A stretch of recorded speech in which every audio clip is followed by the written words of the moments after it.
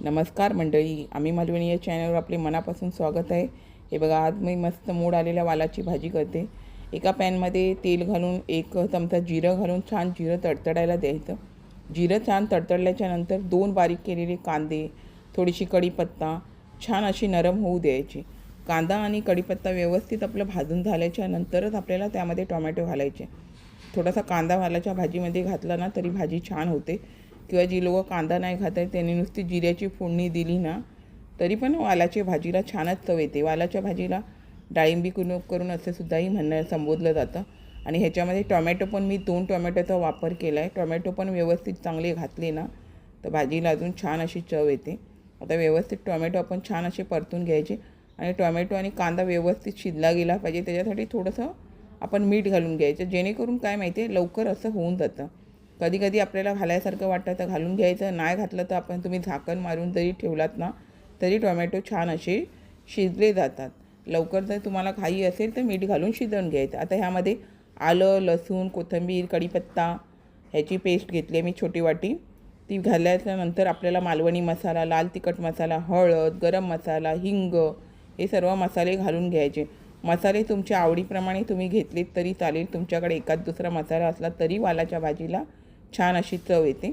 आता छान अशी आपण त्यामध्ये परतून घ्यायला हवी आणि आपण तेल थोडंसं कमी वापर करतो, त्यामुळे काय माहिती आहे आपल्याला ह्यामध्ये हे कांदा, टोमॅटो, आलं लसूणची पेस्ट, मसाले चांगले व्यवस्थित असे शिजले गेले पाहिजे। त्यासाठी आपण यामध्ये कोमट पाणी घालून घ्यायचं। पाणी हे कोमटच घालायचं, थंडगार पाणी घालायचं नाही। थंड पाणी घातलं की परत गरम होईपर्यंत वेळ लागते, त्याच्यामध्ये हे शिजायला मग वेळ लागतो। त्याच्यामुळे कोमट पाणी किंवा गरम पाण्याचा असा वापर करायचा। आता हे छान असं आपण शिजवून घेतल्याच्या नंतर हे बघा मस्त त्यातलं पाणी पण सर्व आटलं गेल्याच्या नंतर आपल्याला हे वाल घालून घ्यायचे। तुम्ही वालाच्या भाजीत एखादी बटाटी वगैरे घातली तरी चालेल, भाजी छान होते। मी आता बटाटी वगैरे नाही वापर करत आहे। आता हे तुम्हाला जास्त मसाले वगैरे वाटतात, पण नाही, हे व्यवस्थित मसाले आहेत, जास्त मसाले नाही आहेत। आणि काय माहिती आहे वालाच्या भाजीला थोडंसं मसाल्याचा वापर जास्त केला तर थोडीशी चव चांगली येते। थोडीशी कोथिंबीर ह्यामध्ये घालून मी छान असं आता हे परतून चांगलं व्यवस्थित घ्यायचं, जेणेकरून मसाला आपला व्यवस्थित लागला गेला पाहिजे। आणि भाजी शिजण्यासाठी आपल्याला त्यामध्ये मी कोमट पाण्याचाच वापर करणार आहे, म्हणजे गरम पाण्याचाच वापर करणार आहे, जेणेकरून वाल आहे ना पटकन शिजले जातात आणि वाफेवरच शिजवायचे। आणि जर तुम्हाला ह्यामध्ये कांदा खोबऱ्याचं वाटण घालायचं नसतं तर नुसतं किसून खोबरं जरी घातलं किंवा नाही खोबरं घातलं तरी अशा प्रकारे नुसती वालाची भाजी केली तरी वालाची भाजी खूप छान होते।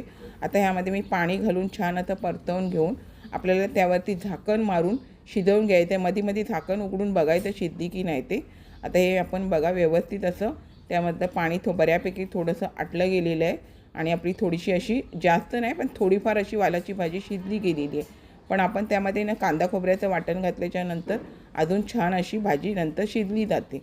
आता बऱ्यापैकी हे पाणी आटलं गेलं आहे। मग आता कांदा खोबऱ्याचं वाटण, छोटीशी वाटी मी आता कांदा खोबऱ्याचं वाटण घेते। कांदा खोबऱ्याचं वाटण मी माझ्या व्हिडिओमध्ये प्रत्येक वेळेला आपणास दाखवतच असते, तेच कांदा खोबऱ्याचं वाटण आहे। कारण आलं लसूणची पेस्ट मी वेगळी केलेली असते। जर आपण आलं लसूणची पेस्ट वेगळी केली नाही ना तर कांदा खोबऱ्यामध्ये आलं, लसूण, कोथिंबीर, कढीपत्ता हे घालून जरी तुम्ही वाटण तयार करून ठेवलात ना तरी तुम्हाला त्याचा उपयोग होतो।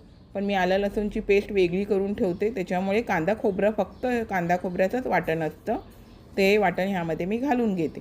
त्याच्यामुळे काय माहिती आपल्या रस्सा भाजीला छान अशी चव येते। आता व्यवस्थित आपल्याला ते शिजवून घ्यायचं आहे। छान असं शिजलं गेल्याच्या नंतर थोडंसं आता मीठ राहिलेलं आहे ते आपण घालून घ्यायचं, कारण आधी थोडं आपण कांदा टोमॅटो शिजण्यासाठी मीठ घातलेलं, त्याच्यामुळे आता हे थोडंसं मी यामध्ये मीठ घालून पुन्हा आपण थोडा वेळ छान अशी शिजवून घ्यायचे। आणि छान असे आपले वाल मस्त असे शिजले गेलेले आहेत, एकदम नरम असे झालेले आहे। आणि आपल्याला सारखं ढवळत बसायचं नाही, जेणेकरून वाल किंवा वालाला आलेले मोड असतात ना ते मोडले जातात। अलगद आपल्याला ढवळून घ्यायचे। छान अशी आपली आता वालाची भाजी झालेली आहे। ही गॅस बंद करून मस्त अशी कोथिंबीर भरपूर घालून घ्या, छान अशी चव येते। तुम्हाला कांदा खोबऱ्याचं वाटण नाही केलं ना तरी पण अशा पद्धतीत साध्या पद्धतीत केलं तरी वालाची भाजी खूप छान लागते, नक्की करा।